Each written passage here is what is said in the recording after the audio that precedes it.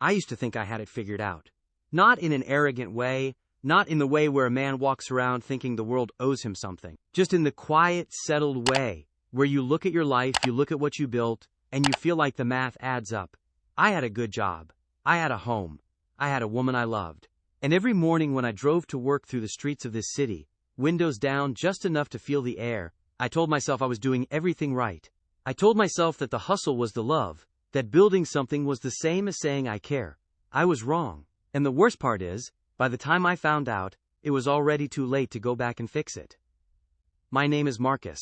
I am 34 years old. I work as a project manager for a mid-sized logistics company here in Columbus, Ohio. We are not a huge city, but we are not small either. We have good restaurants, and a decent gym culture, and neighborhoods where people actually know each other by name. It is the kind of place where you can build a real life if you are willing to put in the work. And I was always willing to put in the work. That was never the question. My wife Danielle is 32. She works in marketing for a healthcare company about 15 minutes from our house. We met at a mutual friend's birthday dinner 6 years ago. She laughed at something I said that was not even that funny, and I remember thinking, this woman is being kind to me on purpose. And that meant something. We dated for 2 years, got engaged, and then got married, in a small ceremony, at a venue outside the city, with string lights, and good food, and about 80 people who actually mattered to us. It was a good day, one of the best days of my life, if I am being honest with you right now. We bought our house 3 years into the marriage. It is a modern townhome in a neighborhood called Grandview.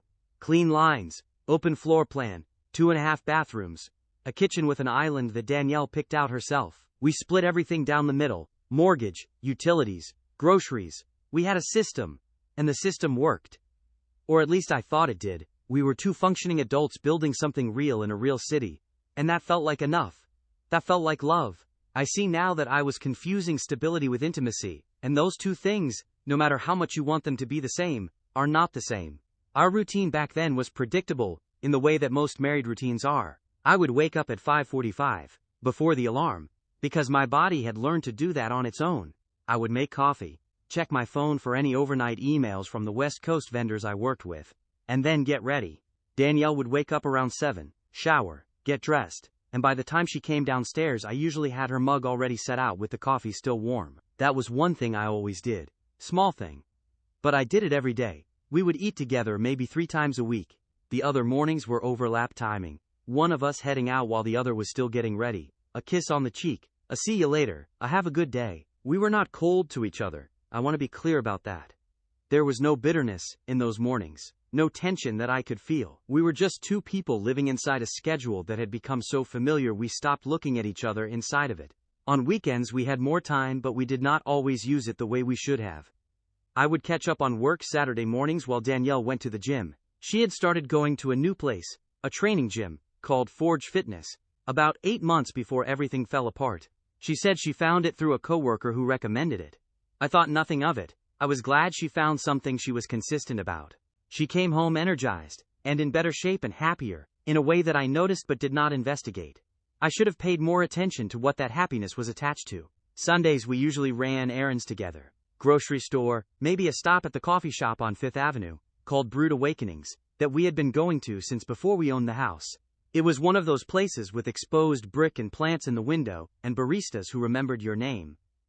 Danielle loved it there. We would sit across from each other, and she would talk about her week, and I would listen in the way that I thought was listening but was really just waiting for my turn to process the information and move on. I did not ask enough follow-up questions. I did not lean in. I nodded, and I said that sounds frustrating, and then I looked at my phone to see if the game had started yet.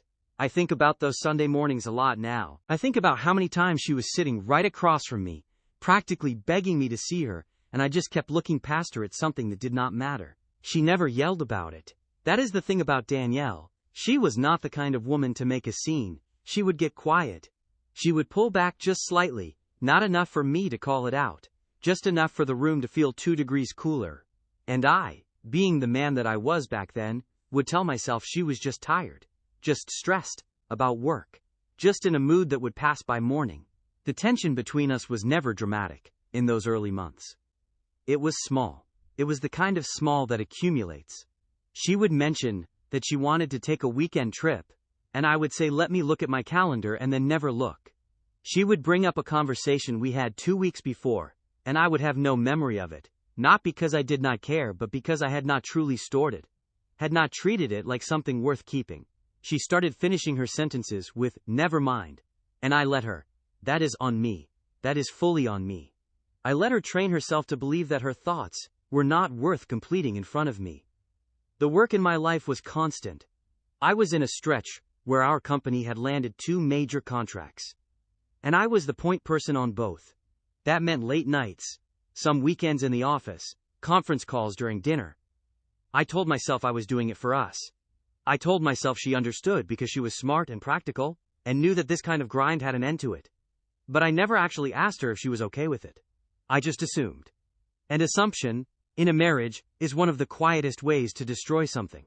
Her name at work, the guy the first I'm about to tell you about, was Derek. Derek worked in her building but for a different company. A software firm that shared the same floor of office space. They had started talking, in the way coworkers in shared spaces do. At the coffee station, in the elevator, passing each other in the hallway. She mentioned him once, maybe 2 months before I started to notice anything.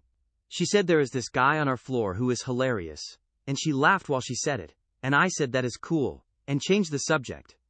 I did not ask his name. I did not ask anything.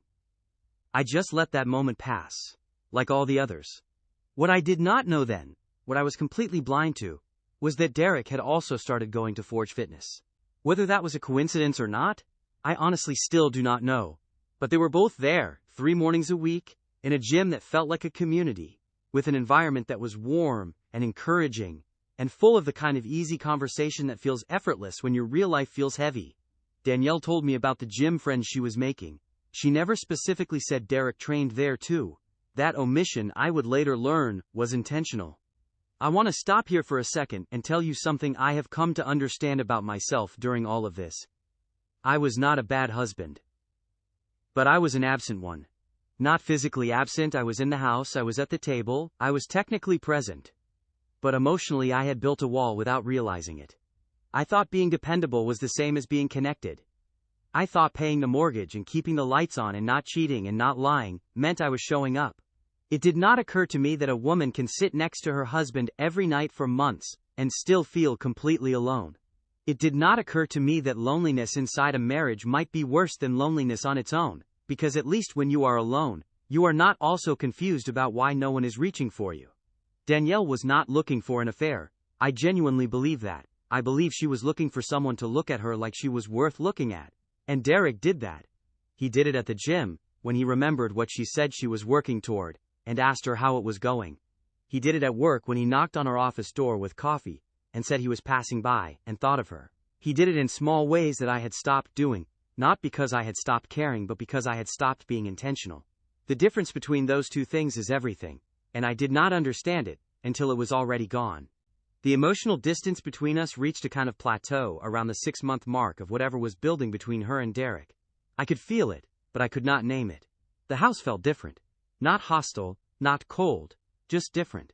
She stopped asking me about my day, with the same curiosity she used to have. She stopped suggesting we watch something together in the evenings. She started staying up later than me, saying she was not tired yet, and by the time I woke up in the morning she was already dressed and moving, and the coffee she made was only enough for herself. I told myself it was a phase. I told myself work was getting to her. I thought about asking her if she was okay. But there is a particular kind of comfortable blindness that settles into a man when he does not want to find something. When the answer to the question might require him to change. And I sat inside that blindness for longer than I should have. There were moments, quiet moments, usually late at night when I was lying in the dark, and she was on her side not touching me, when I would think to myself that something was off, that the math had stopped adding up.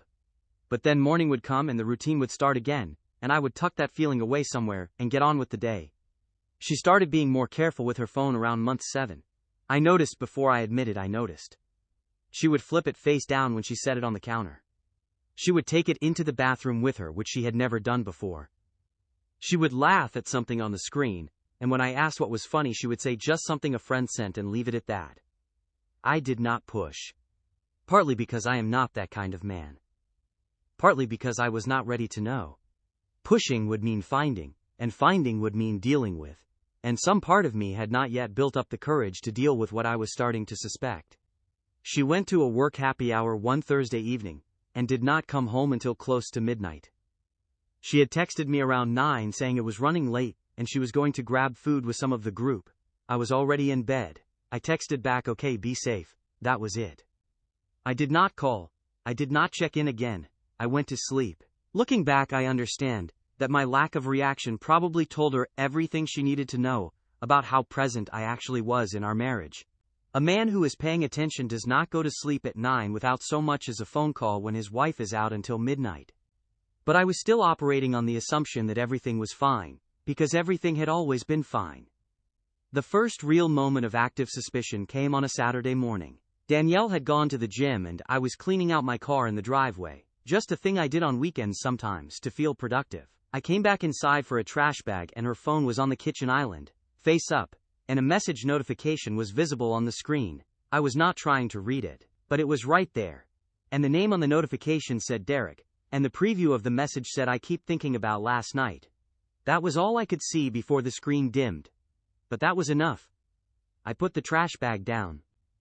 I stood in my kitchen in a house I paid for, and I stood very still for a long time. I keep thinking about last night. 7 words. 7 words, and my whole chest caved in like the floor had dropped out. I did not pick up the phone. I did not read the messages. I stood there, and I breathed. And I tried to make it mean something else. Maybe it was a work project. Maybe they had a late meeting. Maybe last night was a reference to something completely ordinary. I told myself all of that, and none of it stuck. When Danielle came home from the gym, she was bright and happy and sweaty, and she hugged me from behind while I was making eggs, and said, "Good morning, babe, you should have come this morning, it was a great class." And I said nothing about the message. I said, "Yeah, maybe next time." And we ate breakfast together. And she did not look guilty, and I did not look suspicious, and the whole thing was an act that neither of us named out loud. But I was watching her differently now. And somewhere in her, I think she felt that. Because she got a little more careful after that. The gaslighting, if I can even call it that, was not aggressive. Danielle was never aggressive. It was soft gaslighting, the kind that makes you feel like you are the problem for even wondering. When I finally brought up Derek, a few days after the kitchen incident, I did it carefully. I said, "Hey, who is Derek? You have mentioned him a couple times."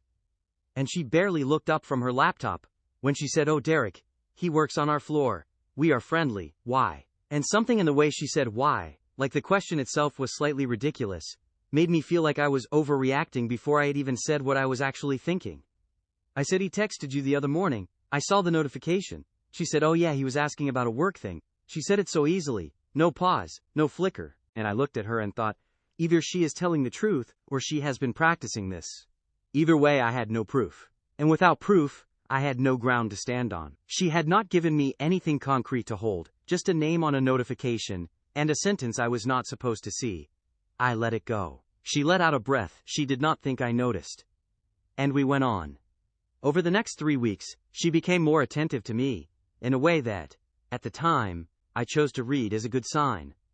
She suggested we go to Brood Awakenings on a Sunday for the first time in months. She made dinner twice during the week, without it being a planned thing. She touched my arm when we talked. Looking back, I understand this for what it was. It was guilt. She was managing me the way you manage something you are afraid of losing when you are not ready to give up the other thing either. I did not see it then. I wanted to believe we had turned a corner. I wanted the good feeling to be real so badly that I chose not to examine what had produced it. But the thing about intuition is that it does not fully go away no matter how hard you work to bury it. It sits in the back of your throat. It shows up at 2 a.m. when the house is quiet, and you are staring at the ceiling trying to remember the last time she said "I love you" first. I started reviewing small things I had ignored. The Thursday night that went until midnight. The way she had started doing her hair differently, just subtly, just enough. The perfume she wore to what she called a work lunch on a random Wednesday. The gym schedule that she had started describing less and less, when at first she used to tell me all about it. The night I found the messages was not dramatic in its setup. It was a Tuesday. I had come home early from work because a meeting had been canceled, and I did not feel like going back to the office. The house was empty. Danielle was not home yet. I sat on the couch and I turned on the television and I was not even thinking about any of it. And then her iPad, which was connected to her iCloud account, lit up on the coffee table with a message notification. She had forgotten it at home, and this time the screen stayed lit long enough for me to read 3 full lines. I picked it up. I told myself I was just gonna look at one thing. I told myself if it was nothing, I would put it down and never mention it. I opened the messages between her and Derek. I sat on my couch in my house in Grandview, Columbus, Ohio, and I read 2 months of a conversation that rearranged everything I thought I knew about my life. It was not vulgar, which somehow made it worse. There were no explicit messages that shocked me with their boldness. It was emotional. It was intimate. It was the language of 2 people who had let each other in somewhere deep. He told her she was the most self-aware person he had ever met. She told him that talking to him felt like breathing after being underwater. He asked her why she stayed, and she said because she believed in her marriage, even if her marriage did not always believe in her. He said he would wait. She said she did not want him to have to. There were references to the gym, to the Thursday night, to a lunch that had lasted 3 hours, to a conversation in his car in a parking garage that she described as the closest she had felt to herself in years. I put the iPad down. I did not throw it. I did not break anything. I just put it down, and I sat there in the quiet of my house, and I felt the specific kind of pain that does not come from what someone did to you, but from what you finally understand about yourself. Because reading those messages, I did not just see what she and Derek were. I saw what she and I had stopped being. I saw every Sunday morning I had looked past her. I saw every conversation I had cut short. I saw the coffee mug I put out every morning, and the silence I left with it. I saw a woman who had loved me trying to find a reason to keep going and eventually finding it somewhere else. That does not make it right. I want to be very clear about that. Nothing I failed to do gives another person permission to go outside our marriage. Nothing I missed or neglected erases the choice she made to let someone else in while she was still sleeping in my bed. There is a version of this where she comes to me, where she says, "Marcus, I am struggling. Marcus, I need more from you. Marcus, I am slipping away, and I need you to reach for me." She had pieces of that conversation with me, small pieces, but she never said it plainly. She let the door swing open instead of knocking on mine. I sat with the iPad in my lap, and I thought about everything I could have done differently. I thought about the trip I never looked up. I thought about the Sunday mornings, with the coffee getting cold between us. I thought about the nights I went to sleep without reaching for her, not because I did not want to, but because I had stopped making the choice to want to. I thought about the version of our life where I had paid attention earlier, where I had seen the distance forming and closed it before someone else did. I thought about it until it hurt, in a way that felt like it might not stop. And then I thought about Derek sitting in his car with my wife, telling her she felt like herself with him, and the hurt shifted into something else. I heard her key in the door around 6:45. She came in with a bag from the Thai place on High Street, the one we used to order from on Friday nights when we were first married. She said, "Hey, I grabbed food, I figured you were working late." And then she saw my face. She stopped in the doorway. I was sitting on the couch with the iPad on the cushion beside me, and she looked at it, and she looked at me, and she did not say anything for a long moment. The bag with the food was still in her hand. I said his name. Just his name. Nothing else. Just Derek. She closed her eyes. She set the bag down on the floor gently, like she was being careful not to make noise in a room where something had already broken. And when she opened her eyes, they were full of something that looked like relief and grief at the same time, the particular expression of someone who is exhausted from carrying something they were never supposed to be carrying alone. She started to say Marcus, and I held up my hand, not in anger, just to stop her. Because there was nothing she could say that I had not already read. There was no version of an explanation that was going to change the shape of what I had just spent the last hour sitting with. She knew that. I could see she knew that. I stood up. I picked up my keys from the table by the door. I looked at her for a long moment, and I mean I actually looked at her, in the way I should have been looking at her for the last 2 years. I saw her clearly. I saw the guilt and the sadness, and the woman who had loved me, and gotten lost inside the version of our life that I had built, without checking to see if she could breathe in it. I said, "I know you did not go looking for this. I know I gave you reasons to get lost. But you still chose to go. You still chose him over coming to me. And I cannot live in a house where I am competing with a memory that is still happening. She was crying now. Quietly, the way Danielle always cried, like she was trying not to take up too much space, even in her own pain. I said, I need you to know that I am not leaving because I stopped loving you. I said I am leaving because I finally understand what I should have been giving you, and the place I understand it from is too far away from where we started to find our way back. I walked out the door. I got in my car. I sat in the driveway for a minute, with my hands on the wheel and the engine running, and I let myself feel all of it. The grief, and the anger, and the guilt, and the love that was still there under all of it, like something buried, but not gone. I thought about every morning I set out that coffee mug and thought that was enough. I thought about the man I was going to have to become now, on the other side of this. And then I pulled out of the driveway, and I let it be over.